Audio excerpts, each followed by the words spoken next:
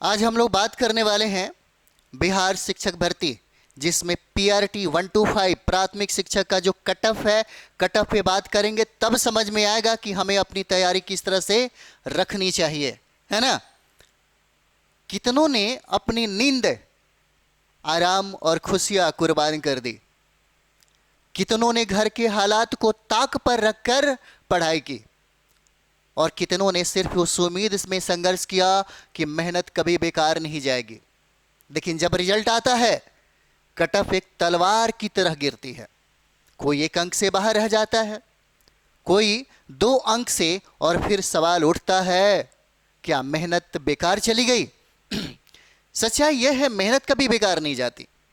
आज अगर आप 1 अंक से पीछे रह गए हैं तो यह असफलता नहीं, यह चेतावनी है कि आपको और मजबूत बनना है और आगे बढ़ना है। क्या सिर्फ शिकायत करने से कुछ नहीं बदलता? हमें अपनी तैयारी और मजबूती से करनी होगी। हमें अपने टारगेट को कट ऑफ से 10 अंक ऊपर लाना होगा ताकि किसी भी परिस्थिति में हम पीछे ना रह जाएं। कट ऑफ हर बार बदलता है, लेकिन मेहनत करने वालों की जीत नहीं बदलती। जिसका मनोबल ऊंचा है उसे कोई रोक नहीं सकता, है ना। तो कट ऑफ से नीचे गिरने वाला पत्थर मत बनिए, कट ऑफ से ऊपर उठने वाला पर्वत बनिए, पर्वत। कट ऑफ को समझते हैं सबसे पहले, और यहां पर 2-3 मुद्दे हैं आपको हम आज बताने वाले हैं कि अपने कट ऑफ को 10 अंक ऊपर कैसे रखेंगे। अपनी तैयारी को हम किस तरीके से करें ताकि हम सिलेक्शन की श्रेणी में आ जाए, ये ज़्यादा मायने रखता है। और ये तब होता है जो विगत वर्षों में हम अपने कट ऑफ को फोकस करते हैं कि पहले कट ऑफ कितना आया और इस कट ऑफ को पार करने के लिए हमारे पास क्या तरीका और क्या सलीका होना चाहिए, ये सबसे ज़्यादा जरूरी है। चलिए, तो यहाँ पे हम लोग देखते हैं, है ना। इस कट ऑफ को समझिए। कट ऑफ को समझने के बाद हम जो तरीका आपको बताएंगे, अगर उस तरीका को आपने फॉलो कर लिया तो 4.0 में 1 सीट आपका हो जाएगा कॉन्फर्म। आपका दिल कहेगा, आत्मविश्वास कहेगा कि इस बार मेरा सिलेक्शन होगा, बट सटीक रणनीति, सटीक तैयारी से। सबसे पहले कट ऑफ यहां पर देखिए, है ना। जो आप पढ़ाई कर रहे होंगे, जो भी तरीका हो आपका, है ना, पहले इसको समझिए। ये आईना है ना। कभी कभी क्या होता है ना कि सच्चाई, अपनी सूरत जब आईना में देखते हैं तो कुछ लोग गुस्से में, है ना, लाल हो जाते हैं। आईना कभी झूठ नहीं बोलता। उसी तरीके से कट ऑफ है। कट ऑफ को देखिए, पिछले बार का कट ऑफ कितना है, इस बार कट ऑफ 8 से 10% बढ़ जाएगा। तो हमें अपनी तैयारी किस तरीके से करना चाहिए, है ना, क्या तरीका होना चाहिए पास करने के लिए। लाखों लोग एग्जाम देते हैं लेकिन उसमें बहुत कम लोग फाइट करते हैं। इस बार का सीट जो है ना बहुत कम रहेगा। कट ऑफ बढ़ क्यों जाता है, क्यों बढ़ता है कट ऑफ? 2-3 तरीका है। सबसे पहला, प्रश्नों का कट ऑफ, प्रश्नों का जो स्तर है ना वो बढ़ जाता है। फिर हम लोग बात करेंगे कट ऑफ पे, थोड़ा सा समझ जाइए, है ना। पहली बात यह है कि प्रश्नों का जो स्तर है बढ़ता है तो कट ऑफ बढ़ेगा। कट ऑफ इस पर निर्भर करता है कि प्रश्नों का लेवल कैसा है। दूसरी बात, एग्जाम देने वालों की संख्या, क्योंकि इस बार एग्जाम देने वालों की संख्या पहले की अपेक्षा ज्यादा होगा, इसलिए इस बार कट ऑफ आपका बढ़ेगा। दिमाग में चल रहा होगा कि सर बोल तो दिए इस बार भी कट ऑफ 8 से 10% बढ़ेगा। अरे शुरू से बढ़ रहा है भाई, है ना। प्रथम चरण में, दूसरा चरण में, तीसरा चरण में, और ये आपका चौथा चरण है। इसमें कट ऑफ बढ़ेगा 8 से 10%, क्योंकि इस बार एग्जाम देने वालों की संख्या ज्यादा होगा, है ना। इतना ही नहीं, सबसे बड़ी बात यह है, कट ऑफ तब बढ़ जाता है जब सीटों की संख्या कम होती है। और आपको पता होगा कुछ दिन पहले शिक्षा मंत्रालय, शिक्षा मंत्री साहब ये भी कहते थे कि पीआरटी में 50,000 सीटें होगा। अब उतना नहीं होगा, ज़्यादा से ज़्यादा 24-25 हज़ार सीटें रहेगी। तो सीटों की संख्या क्या हुआ, कम हुआ, तो कट ऑफ बढ़ेगा, है ना, कट ऑफ बढ़ेगा। उसके बाद जो मोस्ट इंपॉर्टेंट है, बहुत ऐसे परीक्षार्थी हैं जिनको कहीं ना कहीं सही गाइडेंस मिल रहा है, सही और सटीक किताबें पढ़ रहे हैं। याद रखिए, किसी के नोट्स पढ़ लेने से कंप्लीट नहीं करिएगा। टीचर की तैयारी करने वाले परीक्षार्थी को बता रहे हैं, है ना। पटना में एक से एक टीचर लोग हैं, एक से एक इंस्टीट्यूट है, लगता है कि उन्हीं का नोट्स पढ़ लेंगे तो हमको सारे का सारा प्रश्न वहीं से मिल जाएगा, है ना। तो ऐसे पढ़ने वालों की संख्या कम नहीं है, ज़्यादा है। और वो लोग इसी तरह पहला चरण, दूसरा चरण, तीसरा चरण और चौथा चरण भी दे रहे होंगे, है ना। 2 नंबर, 4 नंबर, 5 नंबर से सब छट रहे होंगे। लेकिन एक बार अगर एनसीईआरटी और एससीईआरटी पढ़ रहे होंगे ना, वो एक ही बार में सिलेक्शन लेकर के, है ना, सेलेक्ट हो जाते हैं। तो स्टूडेंट की जो अच्छी तैयारी होती है इस पर भी निर्भर करता है। बात समझ में आ रहा है ना आप लोगों को? अगर कोई देखिएगा, अभी महिलाएं इतनी जागरूक हो रही हैं, है ना, उनको चाहिए कि कोई ऐसा गाइडलाइन कर दे, है ना, ये बता दे कि भाई ये सारा का सारा प्रश्न हमें कहाँ से मिलेगा, फिर देखना हम एक सीट लेकर के दिखाएंगे। ऐसी भी महिलाएं हैं, ऐसे भी लड़के लोग हैं, पुराने लड़के लोग हैं, नए लड़के लोग हैं, इस तरह से तैयारी करते हैं। बस उनको एक सही गाइडलाइन चाहिए। बस ये कोई बता दे कि ये सारा का सारा जो पीआरटी में पेपर पूछे जाते हैं, इस कटअप को हम पार करने के लिए कौन सी किताबें पढ़े, यही तो हम आपको बताते हैं बार बार। क्या?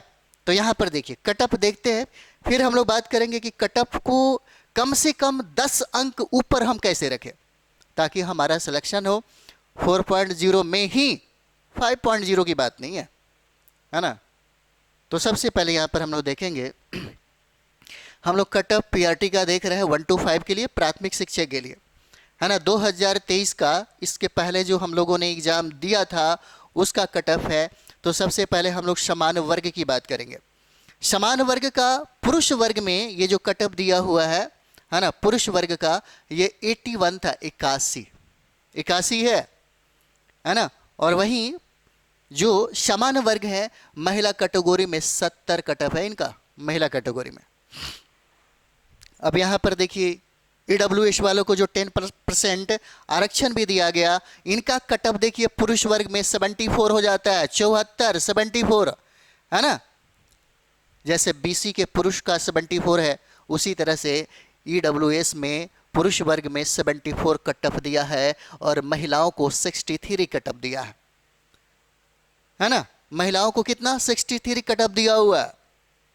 और यहाँ पर देखिए एसी कैटेगरी में है, एसी अनुसूचित जाति वर्ग में इनका कटअप 39 है ना, 39 है। 34 कितना कम है? इतना में भी अगर रिजल्ट नहीं होगा तो आप सोचिएगा, है ना, अपने गिरेबान में कम से कम झांक करके देखिए, है ना, और ठान लीजिए कि इस बार हम ले लेंगे, है ना। बस पढ़ने की सही तरीका से और सही दिशा में पढ़ने की ज़्यादा ज़रूरत है। इतना में भी अगर आप लोग टीचर नहीं बनेंगे तो फिर बड़ा मुश्किल हो जाएगा, है ना। बस एक रणनीति के तहत काम करना ज़्यादा ज़रूरी है। अगर रणनीति के तहत काम करते हैं लगन के साथ और मेहनत के साथ, तो टीचर बनने से आपको कोई नहीं रोकेगा, ये ज़्यादा ज़रूरी होता है। ठीक है। अनुसूचित जाति वर्ग में, पुरुष वर्ग में आपको 39 है और महिला वर्ग में भी 39 है, दोनों को बराबर रखा गया है। ठीक है। और यहाँ पे अनुसूचित जनजाति में 39 है और पुरुष वर्ग में 39 है और महिला वर्ग में भी 39 है। ईबीसी को देखिए तो ईबीसी का 56 हो जाएगा पुरुष वर्ग में, है ना। पुरुष वर्ग में कितना? तो ये हो जाता है 56 और महिला के वर्ग में 56 हो जाएगा। बीसी, है ना, बीसी का कटअप देखिए 74, है ना, किसी से कम नहीं है एकदम। देख रहे हैं ना, एकदम हो सकता है कि बीसी का कटअप भी बढ़ जाए। कहाँ ज़्यादा अंतर है? कुछ अंतर है? जनरल का चाहे बीसी का कुछ अंतर दिख रहा है? आप ही बताइए, क्या इसका अंतर है, इसका अंतर में कुछ ज़्यादा ये है? नहीं है। अब देखिए ईडब्ल्यूएस के महिला को 63 है और बीसी के महिला को 66 है, इनसे तो ज़्यादा इन्हीं का कटअप है।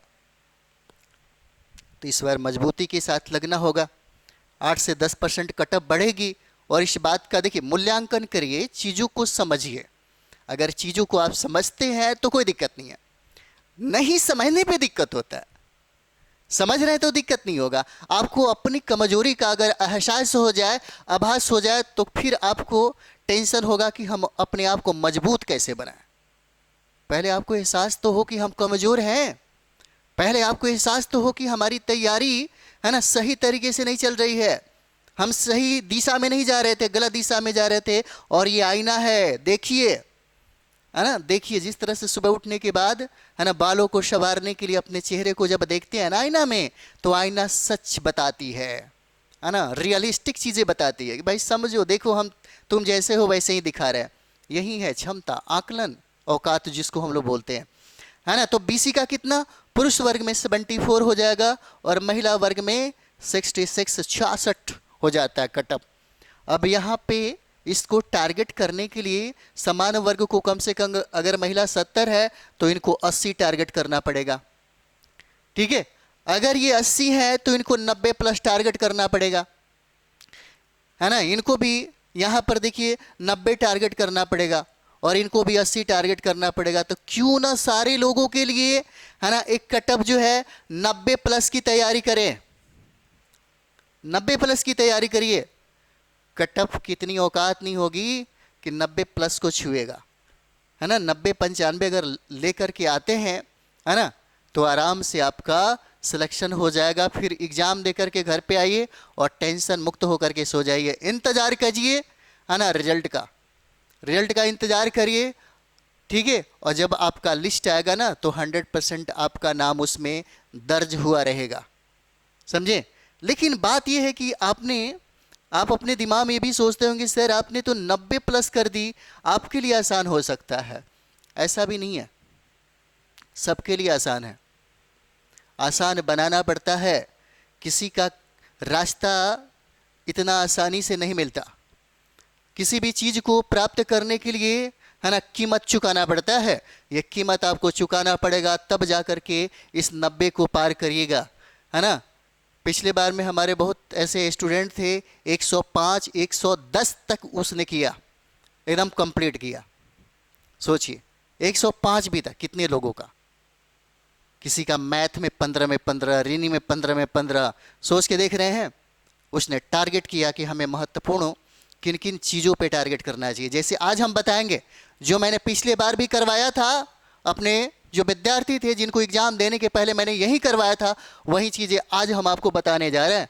अगर इस चीज़ पे फोकस करिएगा तो बहुत फ़ायदा होगा आपको। सबसे पहले हम लोग बात करते हैं यहाँ पे, है ना, कि भाई अगर कटअप को पार करना है तो हमको क्या करना चाहिए। अब दिमाग में ये होगा, कटअप को पार करना है, कम से कम 10-12 प्रश्न जो है ऊपर आ जाए। क्या करें, सबसे पहला काम याद रखिएगा, सबसे पहला काम आपका हो जाएगा NCERT, है ना। सबसे पहला जो काम है आपका NCERT, है ना। और जो SCERT है, समझ रहे हैं ना, एक केंद्र सरकार की किताबें है और एक राज्य सरकार की किताबें है। राज्य सरकार की जो किताबें SCERT है, ये ज़्यादा इंपॉर्टेंट हो जाता है आपके लिए। ये लेबल होना चाहिए आपको, इन किताबों को पढ़िए। देखिए बाजार में लोग फंस जाते हैं ना कि बाजार में फलाना का नोट्स आया है, फलाना का गाइड आया है, अरे इसी को पढ़ लेते हैं रिजल्ट हो जाएगा। कितने लोगों का होता है भाई, उन्हीं लोगों को ज़्यादा बेनिफिट होता है जिनका बेस अच्छा है ना। बेसिक और व्यवहारिक प्रश्नों का तालमेल किसी नोट्स में नहीं मिलता है, वो आपको इसी किताब में मिलेगा। और आपका प्रश्न बेसिक से पूछा जाता है, क्योंकि आपको बनना है टीचर, है ना। क्या बनना है आपको टीचर बनना है। तो यही लेवल को क्यों नहीं पढ़ा जाए, इसी लेवल को क्यों नहीं पढ़ा जाए, पहली बात, ठीक है। और दूसरी बात ये हो जाता है कि प्रीवियस ईयर में जो पहला पेपर, दूसरा पेपर, तीसरा पेपर जो हुआ है ना, इस प्रीवियस ईयर वाला जो क्वेश्चन है ना, प्रीवियस ईयर का जो पेपर है आपका, है ना, पेपर कहिए, प्रीवियस ईयर का जो पेपर है ना, पेपर, इन सारे पेपर को निकालिए। मैं बार बार कहता हूं कि आप अपने टेबल पे रखिए और सारे प्रश्नों को एक बार मूल्यांकन करिए। मूल्यांकन करने के बाद आपको ये बात समझ में आ जाएगा कि हमें यहाँ से किस टॉपिक्स में क्या क्या पढ़ने हैं। यही तो चीज़ें हैं। सिलेबस तो ऑलरेडी आप देखे होंगे, है ना। ये बहुत कुछ कहता है, ये कहता है कि अब हमें क्या पढ़ना चाहिए, क्या पढ़ना चाहिए। प्रश्नों का स्तर देखने से ये पता चलता है कि कौन सा टॉपिक बहुत महत्वपूर्ण है ना, जहाँ से प्रश्न की संख्या ज़्यादा पूछी जाती है, बार बार पूछा जाता है ना। और बेहतर करने के लिए हम आपको बताते हैं कि प्रीवियस ईयर का घटना चक्र का जो पूर्वावलोकन है उसको बनाइए। क्यों बनाइए। अब क्या करते हैं कि पीआरटी के विद्यार्थी शुरू से शुरू करेंगे, अंत तक उसको समाप्त करेंगे। क्या यार, कैसे काम चलेगा। अरे सिलेबस के अनुसार उसको निकाल तो लीजिए वहां से, है ना। अगर वो सागर है तो सागर को गागर में भरने का काम करिए ना, नहीं तो जिंदगी भर सागर किसी से भरा नहीं जाएगा, है ना। गागर को भरने का कोशिश करिए, है ना। सागर की पानी को निकालिए और गागर को भरिए, क्योंकि आपको एग्जाम किसका देना है इस बात को भूल क्यों जाते हैं, है ना। वो सिविल सर्विस का है और सिविल सर्विस के रिलेटेड ही आपसे, है ना, ये प्रश्न पूछे भी जाते हैं। और हम कहते हैं कि जो बीपीएससी के द्वारा जितना भी एग्जाम को कंडक्ट कराया गया उन सारे प्रश्नों को, जो जीएस का प्रश्न है उसको निकालिए और पढ़िए, है ना। तो आपको ये बात समझना होगा ना कि आपके टारगेट में, आपके सिलेबस में क्या दिया हुआ है, ठीक है। उसके बाद हम लोग टॉपिक, कहाँ से कितने प्रश्न, कितने ज़्यादा प्रश्न पूछे जाते हैं, इसको लिखना होगा। और लिखने के बाद प्रत्येक गलती को लिखना होगा और दोबारा उसको हल करना होगा, तब जाके ज़्यादा फायदा होगा। गलती को लिखिए। कितने लोग हैं जो गलती को लिखते हैं। एक बार में फाइट करने का आपको तरीका बता रहे हैं। ये सलीका हमेशा, है ना, जो लोग करेंगे आज करिए, नहीं तो कल करिए। 4.0 में सिलेक्शन लेना है तो करना पड़ेगा, अगर छोड़ दिए तो ये तरीका आपको फिर 5.0 में अपनाना पड़ेगा। जब तक नहीं अपनाएगा तब तक आपका रिजल्ट नहीं होने वाला है, ठीक है। प्रत्येक गलती को लिखिए और उस गलती को सुधारने की कोशिश करिए, फिर देखिए रिजल्ट आपके हाथ में आएगी। उसके बाद जो सबसे मोस्ट इंपॉर्टेंट पार्ट होता है आपके लाइफ का, डेली कम से कम 10 से 12 घंटा पढ़ने का। डेली, है ना, डेली जो है, डेली 10 से 12 घंटा पढ़िए, है ना। अब देखिए कहते होंगे कि 10 से 12 घंटा पढ़ने के लिए बता तो दिए, अरे इसको हम हिस्सा में भी बता देते हैं। 3 हिस्सों में इसको डिवाइड कर लीजिए, है ना। 3 हिस्सों में इसको डिवाइड करिए। बहुत बढ़िया तरीका बता रहे हैं। सुबह में उठिए, 4 घंटे का टाइम कॉन्सेप्ट स्टडी करिए, सेल्फ स्टडी, बाकी कुछ नहीं फायदा देगा, है ना। हमारा भी कोर्स खरीद लीजिएगा तो बेनिफिट नहीं होगा। दुनिया के किसी भी व्यक्ति का कोर्स खरीद लीजिए, कोई बेनिफिट नहीं होगा जब तक आप सेल्फ स्टडी नहीं करेंगे, है ना। जब तक आप बैठ के पढ़ेंगे नहीं, है ना, भरमाइए नहीं अपने आप को। ज़्यादा जो होता है ना कि इसका कर लेंगे उसका कर लेंगे, बाजार के जो चमक दमक होता है ना, इससे कोई फ़ायदा नहीं होता है। रिजल्ट उसी का होता है जो अकेले बैठ करके किताबों के साथ संघर्ष करता है, रिजल्ट उसी का होता है, ठीक है। एकदम रियलिस्टिक बात बता रहे हैं आपको। बात समझ में आई। अब इसको डेली 10 से 12 घंटा आपको पढ़ना है। 10 से 12 घंटा डेली पढ़ना इतना आसान काम है? बहुत मुश्किल काम है भाई, बहुत मुश्किल काम है ना। वो भी अकेले, बिना मोबाइल का, बिना किसी से बात किए हुए। सारी चीज़ें टूट जाते हैं, है ना। पूरे बॉडी में दर्द होने लगेगा, दोस्तों से रिश्ते टूट जाते हैं, है ना। लोग पागल आपको कहने लगता है। 10 से 12 घंटा मात्र एग्जाम तक, रिजल्ट ना हो तो बताइएगा, है ना। इसको 3 भागों में डिवाइड करिए। सबसे पहले हम लोग इसको डिवाइड करते हैं और ये हमारा हो जाएगा, जो पहला काम आपको बताते हैं, कॉन्सेप्ट, है ना, कॉन्सेप्ट स्टडी, जहां से प्रश्न सबसे ज़्यादा पूछे जाते हैं आपके पीआरटी में। और इसको 4 घंटा करिए, है ना। जो कॉन्सेप्ट जो स्टडी है ना, स्टडी जो है कितने घंटे? डेली 4 घंटे। डेली 4 घंटे, पता है ना, रोज 5 से 7 प्रश्न कंप्लीट कर लीजिए, एकदम ग्रांटेड। क्योंकि प्रश्न आपके कॉन्सेप्ट से ज़्यादा पूछे जाते हैं। पेपर उठा के देखिए ना, पॉलिटी का देखिए, हिस्ट्री का देखिए, है ना, एबीएस का देखिए, ज्योग्राफी का देखिए, है ना। ये सारे जो प्रश्न पूछे जाते हैं आपसे वो कॉन्सेप्ट बेसिक वाला प्रश्न रहता है। तो कॉन्सेप्ट स्टडी डेली का डेली 4 घंटा, उठते ही सबसे पहले इसको समाप्त कर लीजिए। करंट अफेयर्स भी तो आपको पढ़ना है, ठीक है। उसके बाद जो सबसे ज़्यादा इंपॉर्टेंट है, दूसरा जो काम करिए वो रिवीजन का, है ना। रिवीजन, अच्छा, रिवीजन जिसका ज़्यादा होगा वही डिवीजन को प्राप्त करेगा, है ना। रिवीजन ज़्यादा इंपॉर्टेंट है। कितने लोग अपनी पूरी समय सिर्फ कॉन्सेप्ट स्टडी में ही लगा देते हैं। कॉन्सेप्ट स्टडी को, एक होता है ना अपने आप को बना के रखना। कॉन्सेप्ट तो आप समझ गए, क्या आपको याद है ना। कॉन्सेप्ट बढ़िया तरीके से बार बार इस चीज़ को रिवाइज करेंगे तभी तो आपका कॉन्सेप्ट बरकरार रहेगा, फैक्ट बरकरार रहेगा, जो इन्फॉर्मेशन आपने पढ़ा है वो बरकरार रहेगा। आपका कटअप तो यहीं से बढ़ रहा है रिवीजन करने वालों से। जिसका रिवीजन ज़्यादा होगा कटअप वहीं बढ़ाएगा, है ना। सारे सब्जेक्ट पे आपको पीआरटी में 9 सब्जेक्ट पढ़ने हैं, है ना। तो आपको सारे सब्जेक्ट का रिवीजन बनाना पड़ेगा। उसके बाद होता है ना कि प्रैक्टिस सेट। प्रैक्टिस सेट हमको दो तरीके से करने होते हैं, ठीक है। प्रैक्टिस सेट जो है ना, जैसे प्रैक्टिस सेट की हम लोग बात करें तो प्रैक्टिस सेट यहाँ पे दो तरीके से होता है ना। जैसे में सबसे पहला जो ज़्यादा बेनिफिट होता है, एक हो जाता है टॉपिक वाइज जो हम आपको करवाते हैं। टॉपिक वाइज टॉपिक जो है ना, ये करंट, ये जो मतलब प्रैक्टिस सेट है, जैसे हिस्ट्री का हो गया, ज्योग्राफी का हो गया, पॉलिटी का हो गया, साइंस का हो गया, ईवीएस का हो गया, है ना, मैथ का हो गया, रीजनिंग का होगा। टॉपिक बाय टॉपिक जो आपके सिलेबस के अकॉर्डिंग हो, जैसे हम लोग प्रैक्टिस सेट में करवाते हैं, है ना। प्रैक्टिस सेट में आप देखिएगा एनसीईआरटी और एससीईआरटी के पैटर्न पर आधारित बेसिक से संबंधित, यानी कि जीरो से हीरो वाला जो सफ़र है वो हम जरूर करवाते हैं, क्योंकि बहुत ऐसे लोग हैं, हम भी जानते हैं कि बिहार में, है ना, किसका कितना बेस अच्छा है।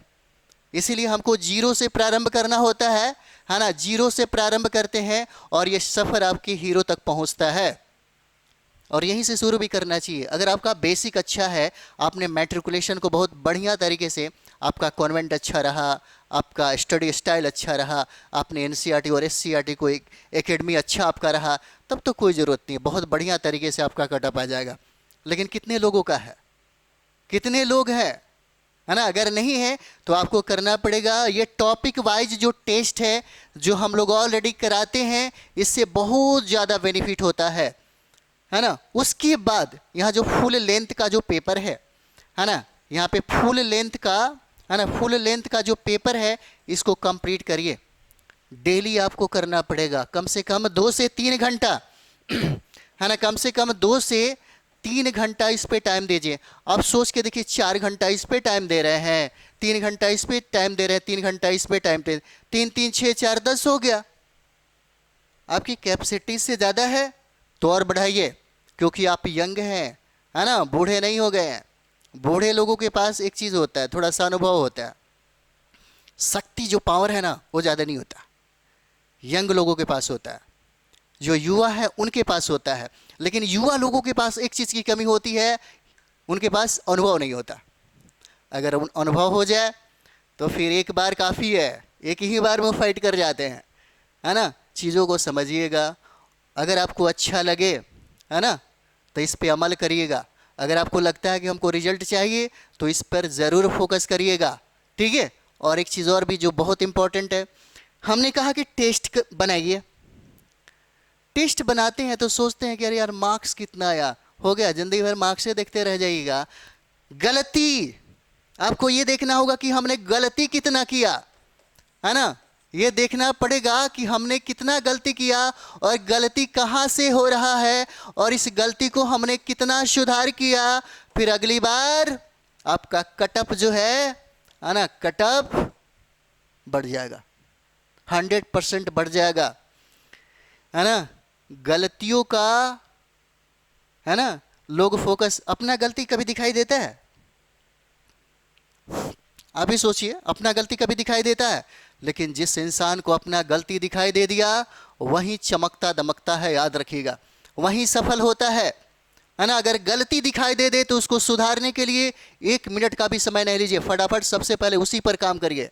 फिर देखिए कटअप आपका 10 अंक अगर ऊपर नहीं आए तो कहिएगा, कटअप 10 अंक ऊपर आ जाएगा, और यही सोच कर हमको काम करना पड़ेगा, फोकस करना पड़ेगा। फिर देखिए रिजल्ट कोई बड़ी बात थोड़ी है, पढ़ने वाले का रिजल्ट आज भी होता है ना, सही तरीके से, लगन के साथ, मेहनत के साथ, जुनून के साथ, फिर देखिए रिजल्ट होगा ही होगा, ठीक है। तो ये रहा। अगर आपको किसी संदर्भ में, अगर आपको लगता है कि हमें कुछ ऐसे मुद्दे हो जहाँ पे हमें बात करने की ज़रूरत है या कुछ सलाह लेने की ज़रूरत है ना, तो बेशक आप बात कर सकते हैं, कोई दिक्कत नहीं है। मैसेज के माध्यम से ज़्यादातर आप बात कर सकते हैं, नहीं तो 8 बजे के बाद हम बात कर लेते हैं आपसे। और ये नंबर है 84 060, है ना, 51 999 हो जाता है ना। सबसे अच्छी बात क्या है कि प्रैक्टिस सेट के लिए, है ना, प्रैक्टिस सेट के लिए आप जुड़ना चाहते हैं तो पीटीएफ जीएस एकेडमी से, है ना, पीटीएफ जीएस एकेडमी एप्लीकेशन का नाम है ना, यहाँ से जुड़ सकते हैं। अभी तो 99 रुपये में आपको, 99 रुपये में आपको पीआरटी का फुल टॉपिक वाइज टॉपिक, जो हमने कहा था टॉपिक बाय टॉपिक आपको प्रैक्टिस सेट करवा रहे हैं मात्र 99 में, है ना। सिर्फ जुड़ने का ही, है ना, कि जुड़ने का एक समझिए कि एक छोटी सी एक राशि है ताकि हम आपसे कनेक्ट हो सके। और हम चाहते हैं कि कम से कम आपका 90+ यहाँ से आए, है ना। हमारी प्रथम प्राथमिकता है रिजल्ट का, रिजल्ट होगा बड़ा मज़ा आएगा।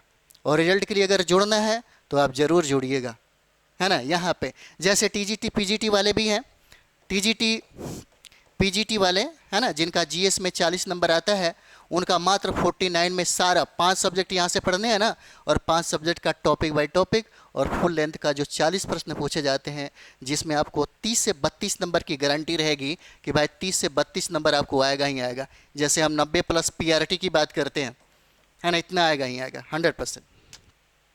ठीक है, तो चलिए हम लोग मिलते हैं नेक्स्ट वीडियो में। थैंक यू वेरी मच आप सभी लोगों का।